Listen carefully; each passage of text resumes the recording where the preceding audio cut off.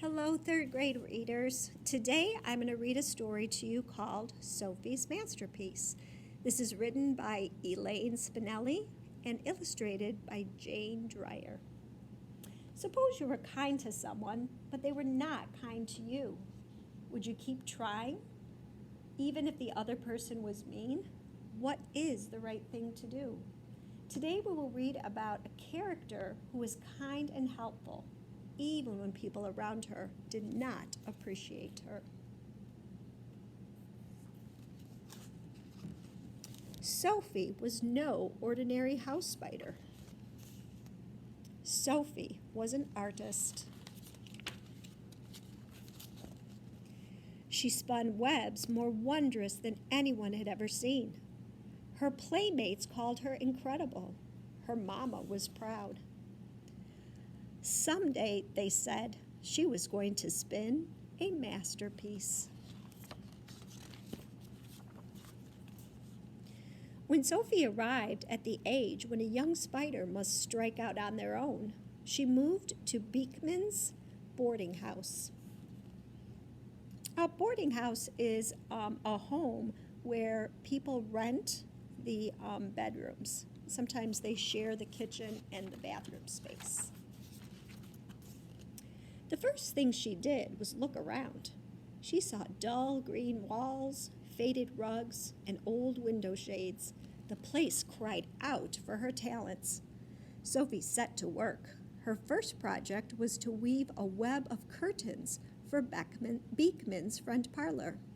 Day after day, she whizzed along, blending a golden thread of sun into her silk.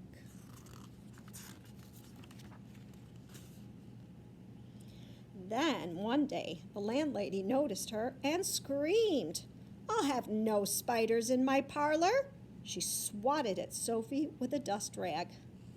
Sophie knew when she wasn't wanted. She scampered across the wall and up the stairs into the tugboat captain's closet.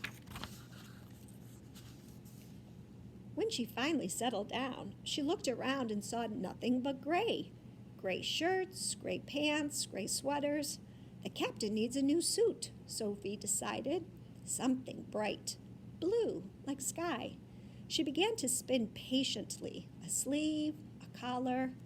One day, the tugboat captain caught Sophie at work. He screeched, "A spider!"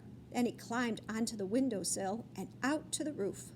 Sophie did not want anyone falling off the roof on her account. She scuttled out of the closet, down the hall, and into the cook's bedroom slipper.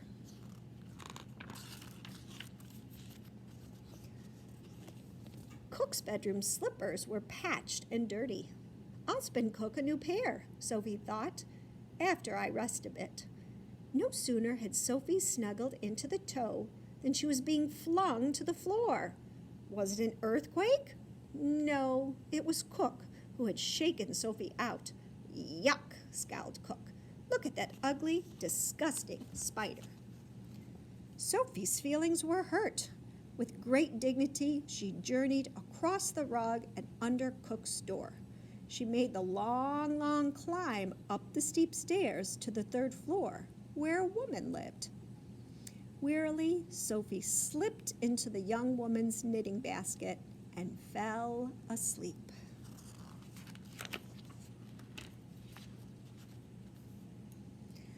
By this time, many spider years had passed. Sophie was older. She only had, I'm not quite sure what this word is. Let's see, what kind of strategies can I use? I'm going to start at the left, go to the right. I'm not quite sure.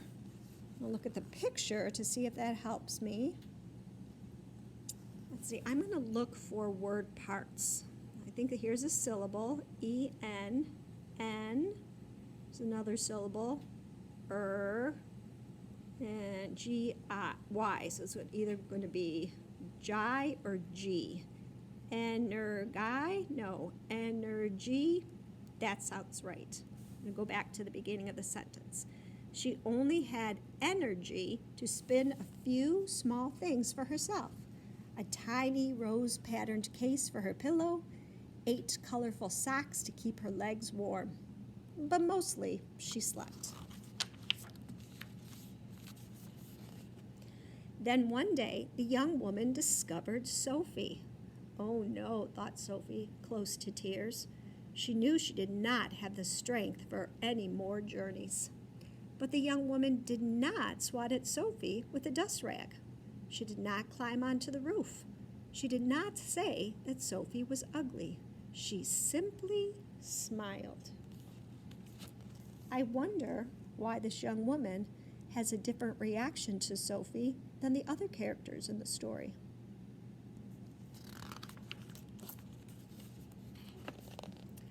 And without disturbing Sophie in the least, the young woman picked up her needle and yarn. Sophie watched as the young woman knitted day after day. "Booties!" cried Sophie. The young woman was going to have a baby. After the booties were finished, the young woman knitted a baby sweater. Then the yarn was gone.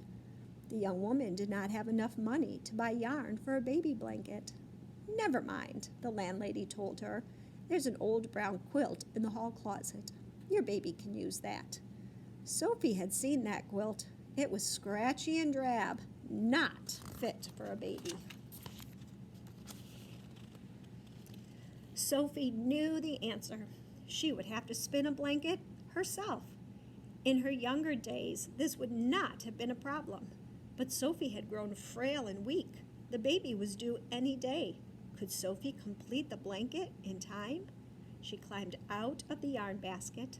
She traveled to the wide windowsill. Strands of moonlight fell into the room. "Excellent," she thought. "I'll weave those strands into the baby's blanket. Some starlight, too." Sophie began. As she spun, new ideas came to her. She worked them into the blanket. Snippets of fragrant pine, wisps of night, old lullabies, playful snowflakes. Sophie spun without blinking, or eating, or sleeping. She was never more exhausted or determined. On and on she spun. She was down to the farthest corner of the blanket when she heard the cry of the young woman's newborn baby. And there, on the farthest corner, is where Sophie wove into the blanket her very own heart.